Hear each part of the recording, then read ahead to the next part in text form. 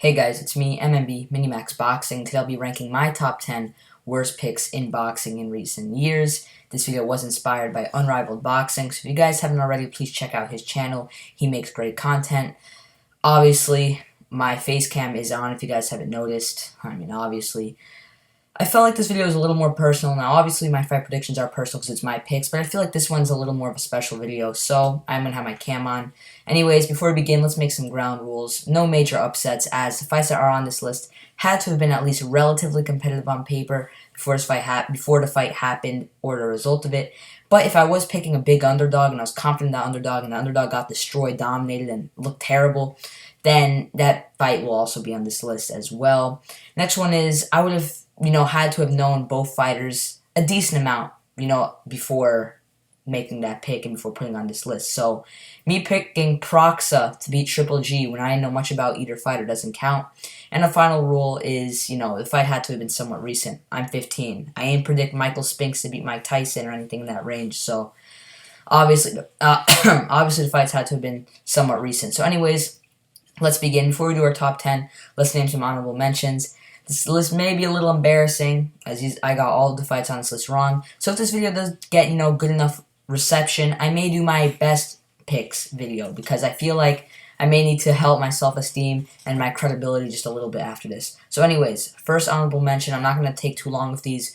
Jose Ramirez versus Amir Imam. I picked Amir Imam to win this fight, I believe on points. I don't remember the exact details for all of these fights, but I do remember picking Imam, and Ramirez only beat him like 8-4, and it was a competitive fight on paper, but he really dog-walked him at the end, really beat the crap out of him, and I knew enough about both fighters to where me picking Imam and getting it wrong, you can't really have much of an excuse for it. Next fight is Brian Perella versus Yordenis Ugas. I picked Brian Perella to win this fight. Once again, I don't remember the exact method, but that's kind of sad, Obviously, Perella having to draw off Tony Harrison now doesn't make it look as bad as it did before, but when you look at how dominant that fight was and how much of a beatdown it was and how quick work it was for Ugas, not the best pick at all. The next one happened quite recently, Nathaniel Gallimore versus Sebastian Fedora. I apologize, my dog is barking. I picked Gallimore to win this fight by stoppage, I believe in round 9 range, something. I believe I picked him to stop him in the second half from accumulation and take him out in the later rounds. Once again, I apologize for my dog barking. I'm already a minute in. I'm not going to end this video now. I picked him to wear down and beat down Fedora and get a late stoppage after taking an early storm and, surviving the first half. And I was badly wrong. Fedora beat the crap out of him and stopped him in 6. Next fight, this fight was pretty competitive on paper, and I picked one guy to win. He got dominated. Erislandy Lara versus Austin Trout. I picked Austin Trout to beat Lara. This was a fight I was really looking forward to at the time. I was quite young, as I need to mention, but I did know a lot about both fighters. It wasn't one of these fights where I didn't know enough, and I remember clearly I was picking Austin Trout to win this fight, and he lost quite clearly. This is the worst he's lost in his career, in my opinion. Yes, he got dominated, and not necessarily dominated, but beaten down by Jarrett Hurd, but he was quite competitive in that fight before getting stopped, so I think he won more rounds against Hurd after 10 than he did against Lara after 12, so let's just put it like that. Next one is Junior Doricos versus Dimitri Kudriassov. I picked Kudriassov to stop Doricos, but I didn't think it would be a fire fight. And I didn't think Doricos was a live dog, but I was pretty confident picking Kudriassov, and he got destroyed in 2 rounds, so definitely not the best pick there. And the last honorable mention, Zalani Tethy versus John Casamaro. I picked Tethy on points to outbox him, 8-4, 9-3 range. He got obliterated in 3 rounds, absolutely dominated, real quick. Tethy was a considerable favorite, but it wasn't enough to where it was a tight enough fight on paper and a tight enough fight from the fans to where it was worth putting on this list, and he got obliterated in 3 rounds. Anyways, actually, I have one more honorable mention, sorry. This fight just missed the list. I switched it out last minute. Saddam Ali versus Jesse Vargas. I was very confident in picking Saddam Ali to win this fight. I was picking him on points. Thought he would outbox Vargas. And I don't know why I was so confident. I definitely understand why I picked Ali, but I'm not sure why I was that confident. Because you look at it on paper, it was a much closer fight than I had it. And even though you can make the case Ali was either slightly up or slightly down in the cards before getting stopped, he got stopped. And he got stopped by Jesse Vargas, who was never a punch in his career. So that came out of nowhere. And Vargas really accumulated, started to wear him down, beat him down, and get the late stoppage. Anyways, number 10. This fight happened relatively recently. It actually happened in 2020. Jesse Hart versus Joe Smith. Now, I've been pretty bad at Joe Smith fights. You guys may or may not know this. But this is the one and only Joe Smith fight that will make this list. The reason this fight goes over the Lito Alvarez fight, which is another fight that was quite tempting to put on this list, especially because Smith really beat the crap out of Alvarez.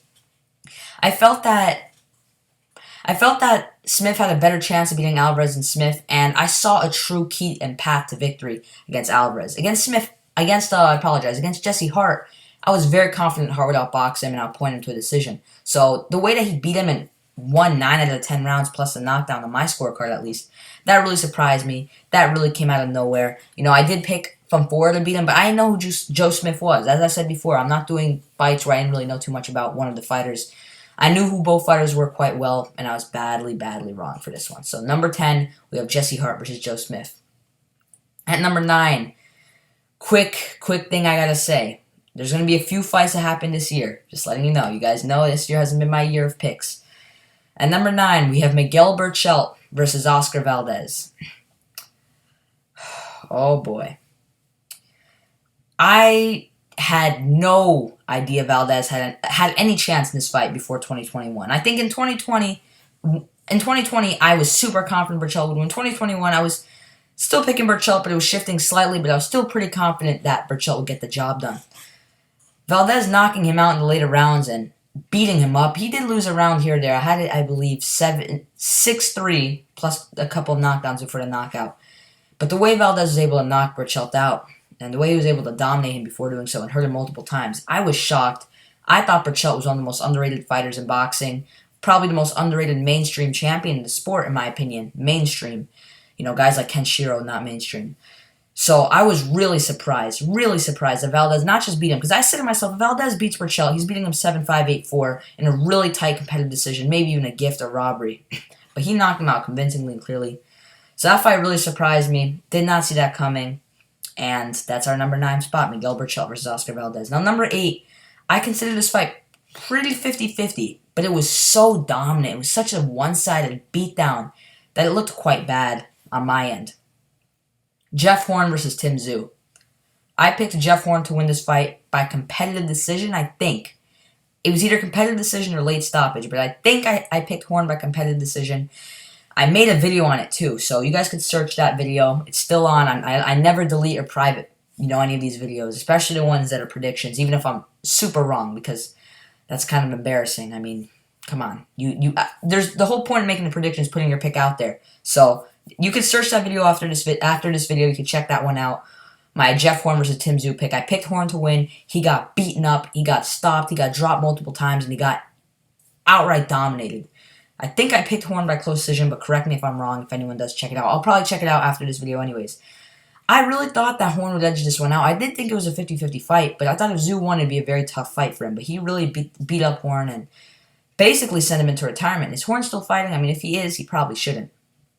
Anyways, at number 7, this fight also obvious. All these fights surprised me. I'm not sure if I made a pick for this fight in public. But Vyacheslav Sobransky versus Sullivan Barrera. My guy Sullivan Barrera, I've interviewed him. Check it out if you haven't already. I interviewed him in July of 2020. I picked Sobransky to win this fight. I do not remember the method because it was so long ago. But I really was high on Sobransky, especially the way he dominated. Was the guy's name Junior Gonzalez? The guy that many people, including myself, thought beat John Pascal. Sobransky looked very good in that fight. And the way Sullivan Barrera was able to beat him up and brutally knock him out, school him, he made Sobransky look like an amateur, and I never looked at Vyacheslav the same after that fight. I lost all hope in him, and Barrera really made him look like a club fighter and kind of proved that he is in that range, with all due respect, my Ukrainian brother. Barrera really beat him up, really dominated him, and I was pretty surprised. I was pretty confident that Sobransky would win at the time. At number 6, we actually have 2 2021 fights left. Number 6 and number 5 are both 2021 fights. I'm embarrassed in this one.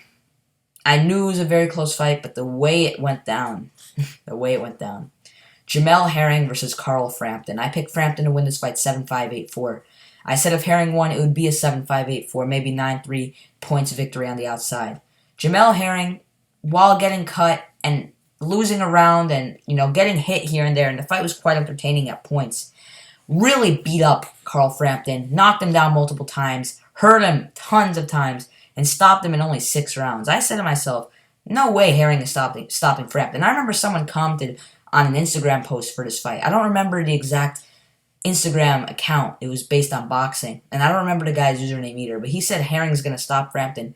And I didn't insult him or disrespect him. But I said straight up, Frampton's never been stopped in his career. No way in hell is Herring stopping him. I was so confident that Frampton would not get stopped by Herring. And Herring was able to really stop him, beat him up, land right hands back and back, piece him up with hooks, and get that stoppage victory, man. I was quite surprised, and it's not that Herring won, but how he won that makes this list, and I was really surprised, man. I thought Frampton would get on the inside and beat him up, but we saw the improvements in Herring, and I really did not expect a stoppage win. If he beat him on points, this fight wouldn't have made the list, because I knew this was a close fight. Even if he stopped him, I probably wouldn't put it on the list, but how quickly he stopped him and how destructively he stopped him got to make the list. And number 5, our last 2021 fight on this list, thank goodness, Lawrence Sokoli versus Christophe Lowacky. I picked Lowacky to knock Sokoli out in the later rounds, round 10 or 11. I think it was round 11 I picked for Christophe Lowacky. I think I underestimated how much he aged and slowed down, and I also underestimated how good Sokoli is as a fighter. He did an excellent job utilizing range in boxing. This fight reminds me a lot of Herring Frampton, and I said to myself, if Sokoli wins, it's going to be on points. Maybe a stoppage from accumulation to later rounds. I didn't expect him to take him out in 6. I really didn't. He won every round before that. Lowacky was struggling to land anything, really. He had moments like where he landed to the body, but for the most part, he was getting outworked quite heavily, and he got brutally knocked out. And, man, once again, all wrong for Lowacky. One-sided. Lots of people were picking Lowacky as well. Once again, as I want to quickly say, for all these fights, there were people picking the guys I was picking. If I was alone, it wouldn't be as high on the list, in my opinion. But, anyways, there were people picking Lowacky, even though Sokoli was a favorite. For some reason, I stuck with Lowacky, and I paid the price because he got beaten down, he got schooled, and it was an awful prediction. Prediction gone very wrong. At number 4, we have a fight where I thought I was really cool making this pick. I thought I was, woke. I knew what I was talking about. I had this sixth sense when I made this pick, and I was pretty wrong. This fight happened back in 2016. Oh, no, early 2017. Jose Pedraza versus Giovanta Tank Davis. I picked Pedraza to win this fight, I believe by very close decision, maybe even split. I don't remember my exact pick, but I'm pretty sure, I'm probably 99.9% sure I picked Pedraza on points. I doubt I picked him to stop Tank. I just wasn't impressed in Tank Davis, man. I wasn't. He fought one guy before Pedraza. The guy's name escapes me, and you could tell this video is not scripted or anything because I'm kind of struggling with my words a little bit here and there. The guy that he fought, he knocked him out in 6 rounds. He really didn't impress me to the point where I thought he could beat Pedraza yet. He looked good for a prospect, but I didn't think he'd beat Pedraza. I thought Pedraza's length, his size, his boxing IQ and ability would get him to nod here. And yes, this victory looks better for Tank now. Pedraza's looking pretty good in his last few fights. He's looking solid at 140. But the way Pedraza lost, how dominant it was, and the amount of people that were telling me Tank's going to win, and me arguing back with them and saying, nah, I got Pedraza, and the way Tank was really able to dominate him and destroy him, I can't, it's hard to fathom, man. It's hard to fathom.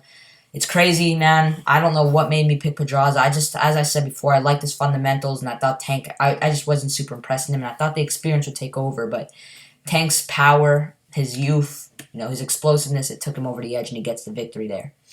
At number 3, this fight breaks my heart. It really does make me upset.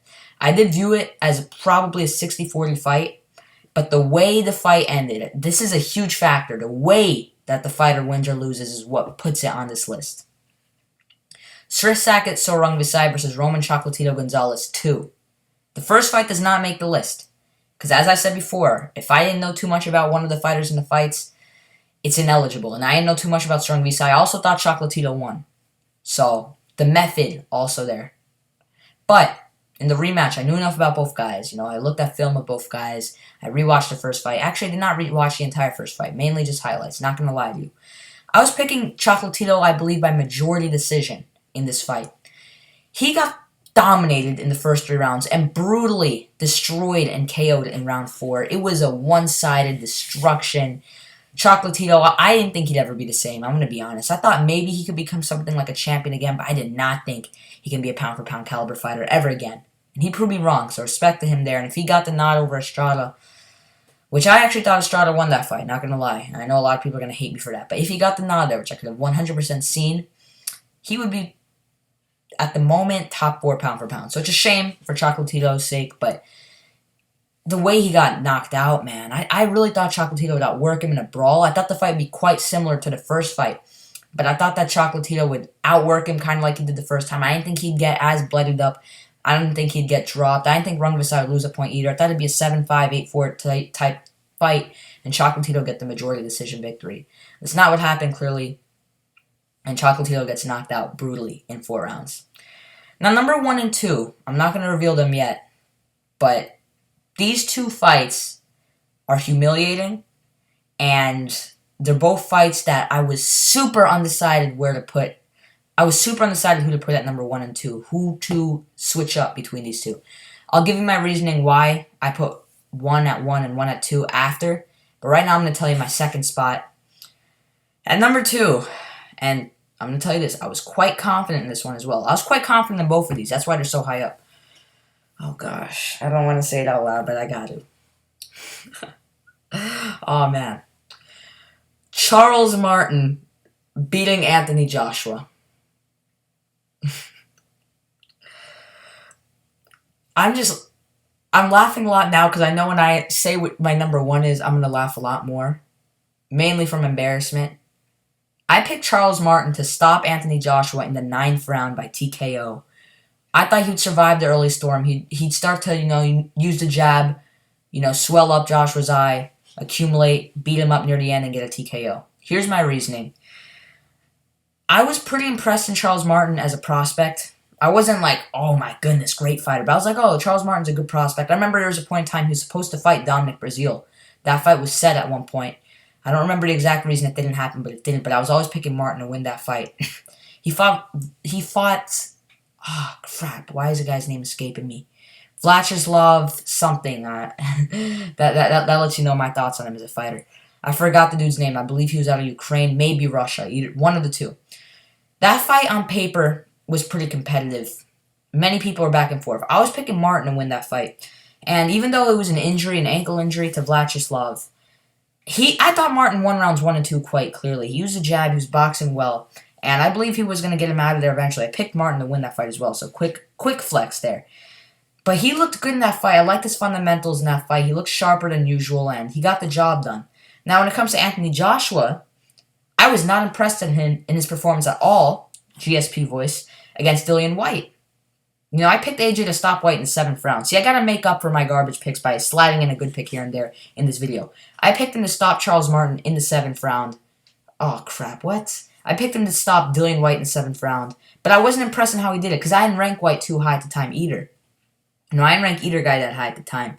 But AJ got hurt multiple times. He was swinging wild. He looked heavy on his feet. His balance didn't look great. I thought Martin would beat him. I really did. And the reason this isn't at number 1 is the win hasn't aged awfully for AJ. Charles Martin has proved not to be a great fighter, but not to be complete garbage, Gave Adam Konaki a great fight, dominated Gerald Washington. He proved that he can be a fringe contender at heavyweight, and he's not a complete can like who my number 1 is, or who my number 1 turned out to be after his loss that I'm about to say. Charles Martin, I really did believe he'd beat AJ, though, and me getting that pick wrong, man. It's unfortunate. I would have looked really cool if I got that one right, because a lot of people are picking AJ. A lot of people, most people were. But I thought Martin would do it. So I was wrong there, and I'm publicly saying it. So my number 1 pick. Oh my goodness. My number 1 pick. And I'm going to be honest with you. I think my number 1 pick did not look crazy at all at the time. But obviously, after the fight and now a couple years later, it's just pathetic. My hardcore fans and some of my friends know about this pick. It's a pick that haunts me to this day. Because I was very confident in this fighter winning. Not very, but I was 70-30. I'm going to say that. 70-30 was how I viewed this fight at the time. I was young. Quick excuse. I believe it happened early 2017 as well, just like the Pedraza-Davis fight. I picked Dejan Zlaticanin to defeat Mikey Garcia. I picked Dejan Zlaticanin to beat Mikey Garcia. Dejan got absolutely schooled in rounds 1 and 2. I mean, it was embarrassing. He couldn't land a single. I don't remember him landing one shot on Mikey. Not one jab. Sorry about that plane. Actually, a nice sound effect. I don't mind it. I don't think he landed one shot in that whole fight. He got knocked out in the 3rd round. 3 rounds, and he didn't just get knocked out. He got brutally knocked out. Knockout of the year candidate. He got set up with a beautiful, I think, right hand, and then followed up with a hook that put him to sleep. And it was so dominant. Now, my reasoning for picking Dejan. He had a few fights before Mikey that actually impressed me. The Ricky Burns performance was good. I believe he beat a guy named Mamani. I don't remember his exact name, but he looked destructive in that performance. He looked very good. And he destroyed Ivan Redcatch in 4 rounds. So out of those 3 fights, I was pretty impressed in Dejan. I liked his pressure. I liked his work rate. And I thought against Mikey, it would be a phone booth type of fight where Dejan would just outwork him and get a points win. 8-4, 9-3 type fight. And, looking at it right now, I could easily see why I would have had AJ and Martin above this fight. But the way it was so embarrassing. It was more embarrassing than Martin AJ. And I was older for this fight as well. So, Dejan and Mikey, I thought it would play out like a phone booth fight where Dejan would outwork Mikey. Also, Mikey did not impress in his return after his, 2-year layoff when he TKO'd Ilya Rojas. He did not look good. He gave away a round or 2. He was getting hit a lot. He did drop the guy multiple times, but look at who it was against, and it wasn't impressive at all. I thought Dejan would outwork him and beat him. So the reason I had this fight above AJ and Martin, is because Charles Martin has proven himself to not be complete garbage. While Dejan's Laticianin, prior to the Mikey fight, I thought was a decent fighter. Got TKO'd in like 3 rounds by nobody in Montenegro. So the aftermath is a big reason to why this fight is at number 1. And oh boy, that fight was terrible. Honestly, I think I may have to make my best picks video just to make up for this one, because this video was painful in a way. It was fun, but it's painful to relive those garbage moments. And, I've had some bad picks this year, and I'm going to give you actually a couple really quick picks where I didn't know enough about either fighter, but it was still bad, even though I didn't know too much about either fighter. So, sorry, Mom was walking full speed. It got me, looking. I picked Proxa to beat Triple G. I didn't know anything about either fighter. I picked Bradis Prescott to beat Terrence Crawford. I knew a little bit about each fighter. I picked Kelvin Price to knock out Deontay Wilder. I didn't know much about either fighter, to be fair. I picked Bermain Stavern to defeat Deontay Wilder the first time. Not the rematch. I'm not an idiot. But I did pick him to win the first time. So that was a little bit of a corny pick as well. I mean, it didn't look terrible at the time. I picked, let's see, I just want to wrap this video up with a few. This video has been quite lengthy. How long has it been? Damn, 22 minutes. Holy crap. Hey, watch this video if you're like in the car or something, because I'm too far in now. Gonna go another minute and then I'm gonna wrap this up. I picked O'Hara Davies to beat Josh Taylor. I picked Rocky Fielding to beat Callum Smith. Keep in mind, I'm listing fights where I didn't know enough about either fighter to make it on the list. I picked Rocky Fielding to beat Callum Smith. I picked, man, I can't really think of too many more right now, but there's some bad picks I made for sure, and I gotta own up to it. I was originally picking Zerto to beat Arthur Abraham, but I freaking switched last minute because I was easily convincible at the time, and a YouTuber convinced me, Ignorant Warrior. Thanks a lot if you're watching this. He made me switch to Abraham, and he got dominated. And a few other ones. I picked Mike Alvarado to beat Ruslan Provodnikov as well. Anyways, thanks for watching. Tell me down in the comment section below. Follow me on Instagram, max_c_20, and follow me on Twitter, all one word, MiniMaxBoxing. Have a good one, everyone. This video has been way too long, and I'll see you guys later.